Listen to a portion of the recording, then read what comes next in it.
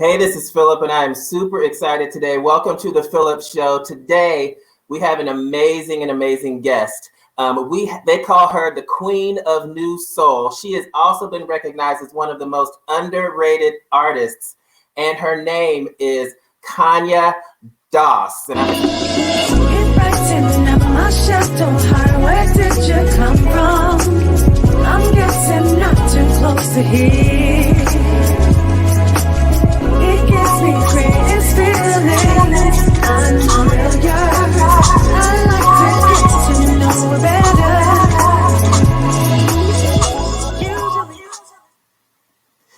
oh my goodness, Conya, welcome to the show. How are you doing? I'm good. How are you? I'm doing amazing. You look great. Well, thank you. In the midst of all this, that's good to know. That's good to hear. Thank you. Oh my gosh. So you've been hard at work. And like I was saying, you have so many music accolades and it is so amazing. I know closer to the end of the show, we're going to talk about everything that you're doing now. You have a new project coming out that we're going to talk about. But I want to know, people have passions and they get started some way. When did you know that you wanted to be a musician? Wow. I've always had some type of exposure to instruments. Now, was I any good at them? No, but it was enough for me to develop my vocals and, just play around with melodies and riffs. So I would say as young as 4 or 5 years old, now Wow. I probably wasn't developed with my singing, but everybody was, oh, you can sing. So I was like, I guess I can, but I didn't realize I could really like hold a note until maybe 7 or 8 years old when I was riffing to Michael Jackson's notes. And I'm like, it was like a feeling you get, not just being able to hear the sweet riff and the tone. I was like, it was a feeling, and it's really hard to explain, but that's when I knew. I'm like, ooh, I'm really feeling this. Yeah, now I know that breaking into the industry is very difficult. And growing up, when you're talking about, you heard the riffs and you were trying to do this, it's hard to do that. And as a young African-American girl trying to get into the industry and knowing that's something that you wanted to do, was there anything that kind of made you apprehensive or anything that you were just kind of saying, you know what, I might not be able to do this because of whatever? Absolutely. It is so multifaceted when it comes to that type of question. I would say, just hearing all the horror stories about the business, just the fear of acceptance, and just, not sure if you were going to make it to the level that you imagined or that you dreamed. So my vision was always to keep music close to my heart. However, to have other options, as far as school and just having a plan A, B, C, and plan D. So that's what it was for me, and then going through experiences made it a reality, as to why I made the choices to move how I did. Yeah, that's hard, and experiences really shape how we view the world and how we kind of move. For you, I know that as people continue to listen to your music, they'll say that you sound a little bit different, and and that, different can be a good thing, but for some people, different can be very arresting. It can be a hurdle that they just can't get over because you don't sound mainstream or you don't look mainstream or you don't. Did you have any, because you wear your hair natural, you're a beautiful Black sister. Thank you. And you have a sound, that's like none other. When you were coming through, I guess the throes of number one, growing up, number two, knowing that you wanted to be a musician, and then number three, understanding that you were different. Did people in the industry remind you of how different you were and then try and mold you into something else? Absolutely. Oh my goodness. Just being a brown girl. It was never the chocolate girl or the light girl. It was just the brown girl in the middle that you kind of like, and not really fitting in the mold of what people deem as to be the it factor, especially when it comes to the industry. So having to go through that, having to find my voice, I think I didn't realize I was not singing in my natural voice until I was like in my late 20s. because when I was taking vocal lessons, they always told me that I guess I got a weird kind of falsetto, that was my natural. So coming into that, or my voice was too soft, or it wasn't, marketable, or it was marketable, but it sounded too much like other artists. So it was just a lot going on. And as far as imagery goes, yes, because I do wear my hair as natural as possible. And just a certain look, people just assume, you have this type of sound, and not knowing that I grew up listening to all types of music, first of all. So I can pull out a Charlie Pride or Bonnie Raitt, and then go to another extreme of Prince and Andrew Wimbush, or Michael Jackson and Stevie Wonder. So that was the other thing, just thinking, because you have this look, this is your vibe. And that wasn't the case. So that's always been a struggle. And having some people that wanted to be managers at the time were pretty much telling me, your look is kind of too ethnic. And that was coming from an other. And I was like, needless to say, that relationship was severed real quick, because I was like, okay, I see where this was going. Because it was like, we want you to get your hair relaxed. And there's nothing wrong with people having relaxers and all that. But it was just that they were trying to, basically the words were, you're to make you look less ethnic. That struck a nerve. And after that, I was like, I'm going to walk in whatever I am. I'm going to walk in, and I'm walking it with my head high. How did you find the courage to do that? Because it's so easy. Everybody tries to mold somebody into what they want them to be. So how did you find the courage to say, you know what, I'm not that, and I want to be this? Because I'm sure that there was, when in the music industry, sometimes when you say no, that's your career. Oh, like, yeah, absolutely. Like, done here. I had to take a leap on faith. Even in I've always not, but been like extra skinny. And when I first came out with Conya Doss, I think I was a 3'4" or 5'6", pushing it. I'm gonna stretch it and say I was a 5'6", but I'm not short either. So it was like, they were like, we want you to do this photo shoot. I don't want to name the magazine. It was a pretty big African-American magazine. And they were like, you're too thick, and I'm like, whoa, because I've always struggled with trying to gain weight, So it's really a lot. And the sadness sometimes is coming from our own. And I think that's the most hurtful thing, but after a while, you just come into your own. You have to be comfortable in your skin. And it's not always easy to be comfortable in your skin. And I think when you live in your truth and walk in your truth, then that's when you kind of feel liberated to do what you want to do, and have as less hurdles as possible to go over, to jump over. Sure. Did you use any of those experiences? You're a songwriter and a lyricist and an arranger and a producer. With all of the experiences that you've had, are your songs a little bit indicative of some of the experiences that you've gone through? Absolutely. There's a song, and I don't remember which album, so I'm embarrassed to say that, but I'm going into my 9th album, so I guess I can say that. It's a song called Only Be Me, and it's just like, because I feel like that is my favorite song. Oh, thank you. Yes. And, I love that song. Because I came into the game a little, for people, even when I was 21, I remember a producer was telling me, I'm trying to help you out because you're kind of old in the industry. But actually, when my first project came out, I was no spring chicken. So it was just like, that's another thing, especially when it comes to R&B. You don't see any other genre it's a lot of ageism. Oh, you got to hurry up and get this done. So I had to kind of like, wait a minute, this, kind of throw all those things out aside. Because that's why, if you think about the lyrics, not to mention she's no longer 22. I think that song was the easiest song for me to write. So yeah, that's one song that really resonates when you ask, about how the experiences are reflected through my songs. I know that song. Now that you mentioned that song, one of my mottos is "Be you." Because it's so easy, like we're talking about now. It's so easy to go into this shell and then come out as something somebody else wants you to be. And the journey to finding your voice, to finding your identity, to finding out who you are, sometimes it's a painful journey, but it's like you said, it's a very liberating journey, because when you understand that, then everything else kind of just falls in place. And for that song, I used to just sit and listen to that song because it gave me so much inspiration.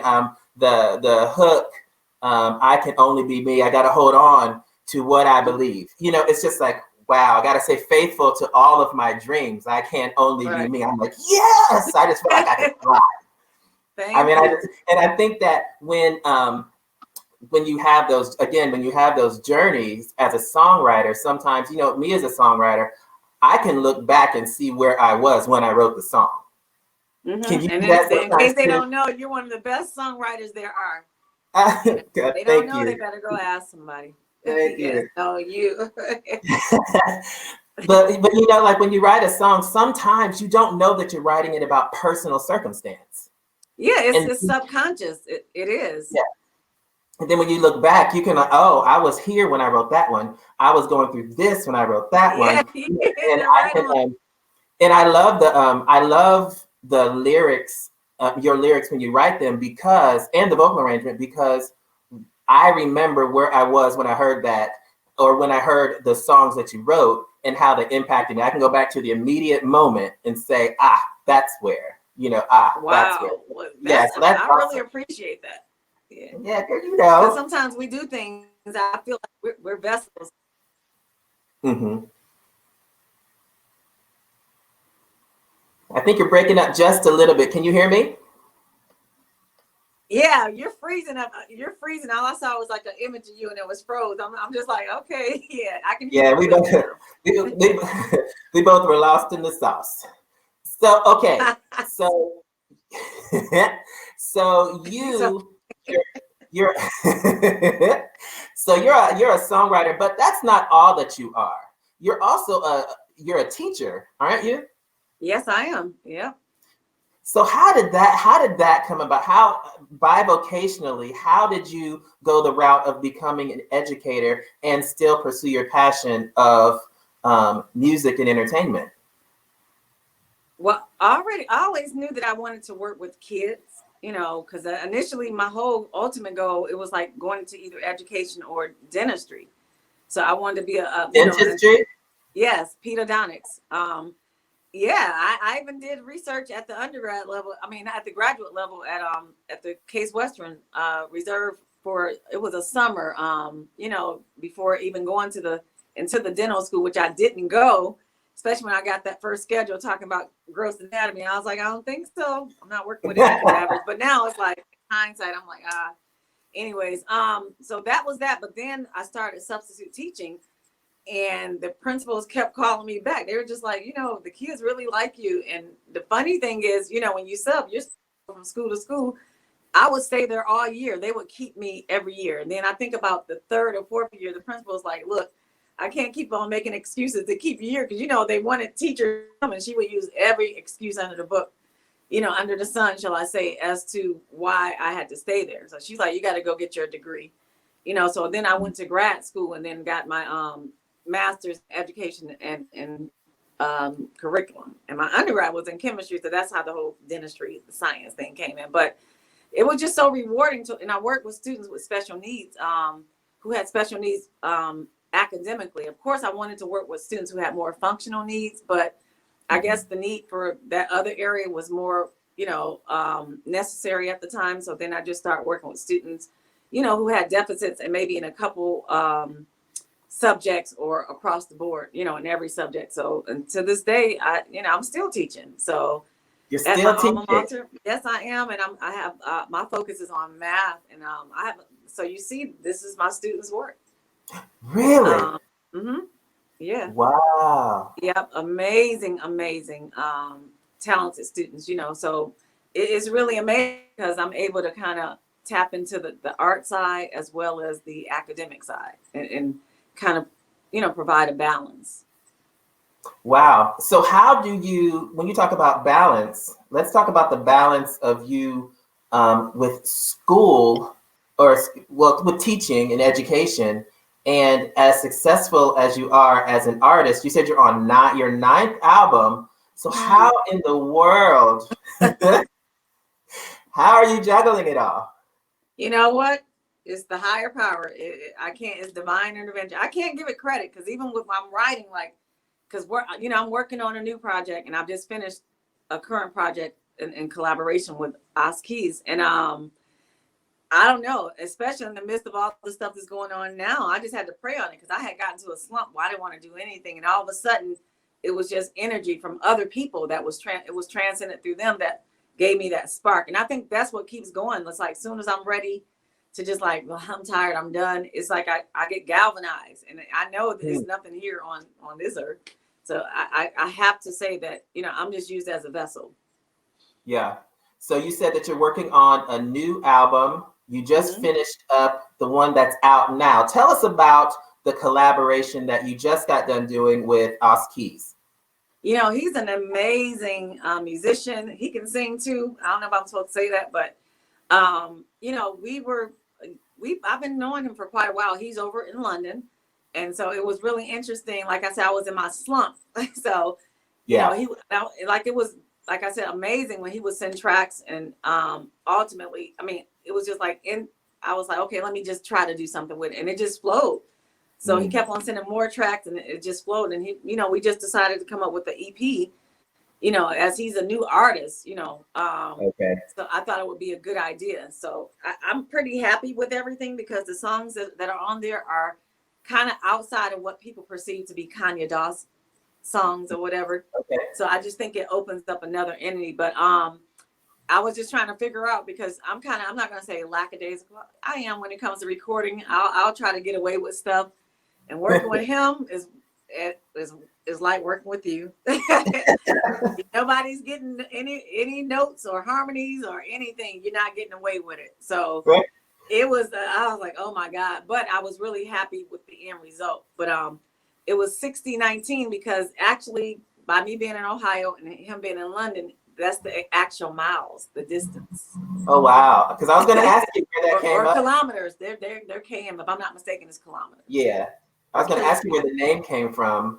So that's where it's the miles. Wow, or the kilometers. Let's say the distance because I believe Oscar probably because he came up with the whole 60-19 or 6,019 or whatever, and I think it's km where we, you know, our measurement, our measure system is different. So yeah. So when you receive tracks, how do you know that that's the track that you want to do? How do you know to say, I like this one or I don't really like that one? It just has to hit me. And the thing is, I've gotten tracks that I wasn't feeling at the time and I'll go back and listen to my archives and then I'm like, bam, I'm like, I just write to it like, well, I'm feeling it. So like you said, it's a mode. It has to be where you're at mentally at that. And it's, you know, like I said, him just sending those tracks, I was easy to, you know, he sent some, every track mainly I did vibe to, but some of the tracks I'm like, I'm not really hearing anything. And it's not that it wasn't good tracks. I just couldn't hear anything. Yeah. So those songs didn't take no time to write, you know, because they just flowed nicely. It was like a marriage, like a, you know, a chemistry with the track and my vocals and my writing. It just flowed. Yeah. So that's music though, and that's writing. Everybody, I think we as songwriters take that for granted, but for us it may come naturally. But everything ain't gonna come natural because when it's a struggle, I just sit away. I'm like, it's not gonna come out right. I'm working too hard to write this song. Yeah. Yeah, I can definitely testify to that. I remember there was this one track. It was like you know those tracks that you know you need to write something, but you just can't. Right, exactly. Like I love it, and like I just pushing you. You want to do it, but it's like something's pushing you back. Yeah, it's just like I just can't do it, and I had to sit down one day, and I was like, "Let me write to this track." And it turned out fine, but I definitely that method for everybody it's different, and you know even for me, and I'm sure for you, it's different per song, because sometimes you can sit down and have just you can sing the vocal arrangement and the melody, and then got no words, just singing vowels. Because you know what you want. Because you know what you want to sound like. Then I'm like, what am I trying to say? What does it sound like I'm trying to say? And then something that I'm just telling you, but that's when I say it's magical because it's like you can be saying or whatever, and then it just like, okay, this is what it's saying, and then you write around that. So because I'm like, nobody will ever hear. One of the experiences that I remember that was so impressive to me in the studio that I just can't do. One of the things, because I love the fact that you're almost a poet. Oh, wow. And it's like freestyle because you didn't have ne'er word. And then you're like, okay, you go in the booth and then you just sing the song as if there were words on the page. I know. I I don't was know like, where it comes from. Right. yeah, I think that is, I mean, and that's like a true artist. And I thought that that was completely amazing because I need like a minute. Like it almost reminds me of freestyle, you know? Like when Mhm. somebody just starts rapping and they just start rapping freestyle, it's almost just like you're just singing freestyle and it just comes out. And it's just like, wow, that is really amazing. And then the fact that you can put it down on tracks and on records, and now you're going into your ninth one. What is, No. yeah, that's crazy. For you're having your ninth record. What is your goal when it comes to music? Where do you want to be? I just want to plant seeds and make history. It's not like anything monetary, because if it was like a monetary thing, I would quit teaching and just, I'm doing what I enjoy to do. And I think I'm doing what I'm put here to do. But I just want to make sure that I'm touching people, that because music for me has saved my life, I feel. When times where I just felt like heavy, and then I'll play a song and I'm like, wow, it's just like something just uplifted in me. And I want to be able to pay it forward and do the same thing, for my listeners. And I think when I get emails or notices from people saying, you really helped me get through this or that, that to me, whether it's one person or 1,000 people, I think then I'm like, okay, this is what I'm supposed to do. That motivates me. Do you think that it's helpful for you to have the bivocation opportunity when it comes to education mixed with music? Do you think that that helps when it comes to your music? Absolutely. I think it's like a duality as far as how they support each other on both ends. So absolutely, yes. My answer to that is for sure. Your final answer is yes. Yeah. Yes. So, okay, so you're super busy. You got all this stuff going on. What in the world? Do you even have spare time? What do you do? I had to that was another thing that we were talking about as far as being self-conscious about things. Like a couple years, maybe 3 years, I had to end up getting Bell's palsy, and I still have not felt the same. Like I'm always like, it's one side. I'm always like, I can tell a little difference, and I had to slow down, and then I end up getting vertigo. It's like, but all those times I was moving, and it was like a little voice was like, you need to stop, slow down. And I'm like, nope, I can do this, I can do that. So I have to take time now, when it comes, and that's to collaborations. Like if I'm trying to collaborate with people, I understand if they can't respond right away, because I'm like, it's not that they're ignoring people, you have to take a time for yourself. And then I have a 10-year-old, so it's like I still have to take time for myself. So it's like now I'm learning how to pace myself, because going back to my medical situation that I had, I was forced to sit down. It was like, nope, okay, you're going to keep on doing everything and trying to do everything for everybody else. And okay, now you're going to sit down. Yeah. And it set me down, all right. So. Oh my goodness. Yeah, your body's like, listen, if you don't sit down, I'll sit you down. Because it was weird, because I was like, is it a stroke or something? It was crazy. I would drink something, water come out like Novocaine, and it was crazy. I had heard about it, but then when I went, they was like, oh, it's Bell's palsy. And I'm like, ugh. Then y'all, I don't feel the same. It's never went back for me. Really? It's still, you get a little numbness, then you be paranoid. You're like, okay. And I noticed if I get anxiety or stressed, it starts feeling numb. So it's like, okay, you guys. So I'm forced to just pay attention. When you say it starts feeling numb, what is it? Like my side, like my lip or something, will start feeling a little numb. Like, ew, like this feels numb. Because that's what happened before. I had a bad headache, and I told my mom, I said, "Oh, my headache hurt so bad that my lips feeling numb." And then the next morning, it was like, I was like, oh, but it wasn't the worst case. But I was like, oh my God, Yeah. So our bodies, we have to take care of ourselves. So I find time. I have to take time. Like I'll get my son situated. So look, his bad time is supposed to be early, but it's not. I think I'm asleep before he is, So, and getting rest, because our minds as artists, we're always worrying or thinking about something. Is never a dull moment. So it's the sleep deprivation is real. So we have to find time. Sometimes I might just sit in this little area and just sit for a moment, 20 minutes, if that's all I need. Yeah. There has to be that me time, that balance, that getaway, that sanctuary.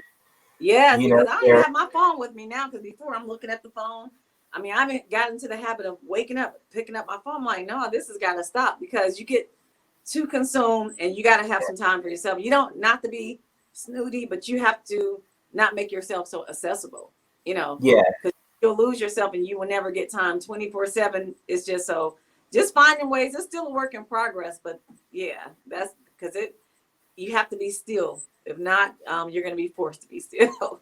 Yeah, that is some really good advice. I remember when I was busy, I had to learn exactly what you're saying, and I had to put it into practice. And I started to put into my schedule, and I would write nothing. Oh, I would literally write the word nothing. So I knew that I did not have anything to do, and that's exactly what I was doing. So people would call me like, "Hey, what are you doing today?" I'm like, "Nothing." I love that, and I'm hanging up on you because I said I was doing nothing. I'm doing nothing today. Yeah, so there has to be that balance. You know, your health comes first, because your positive health is going to feed, you know, your positive skills, your passions, your goals. Right. Wow. Yeah, that's Health a good is word. wealth. I mean, it's like, and I think with this whole pandemic has shown everything. People are all sort of in the same boat for the most part. And as far as healthcare, maybe not. But as far as monetary things, everything was shut down. Money, Yeah. and so having your health is the most important thing. Yeah. So you have all of these things going on. If you could tell a young girl that is that might be second guessing herself, that might have some self-conscious issues, that doesn't know which direction to go, what advice would you give somebody who is just kind of looking for their way and looking to find their voice? One thing I'll say, and I think, you know, many people in the industry can attest to this, is making sure you're surrounding yourself by people that you trust and they believe in you and they're moving with you, not trying to pull you in different directions. That they see your vision and appreciate it, and just staying true to yourself. You know, I think that's the thing, because a lot of these people, especially the young girls and some of the young men, the self-esteem, you can see how they're overdoing everything. Everything is just overly done. It's like, you know, you don't have to do that. You know, just with too much extra, it's layers, and when you pull those layers off, it's like that's when we truly see the beauty, you know, in each individual.